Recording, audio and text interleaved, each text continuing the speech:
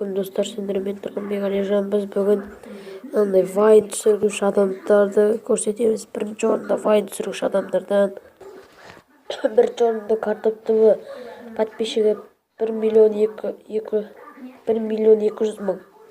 Ал келесі подписчик вайн түсіруші.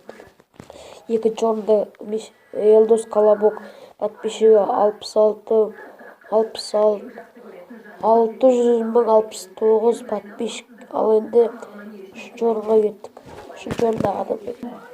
Үшінші орында Дакенти официал. Бұның подписчигі 261.000. Төртінші орынға кеттік. Төртінші орында 260.000 подписчик.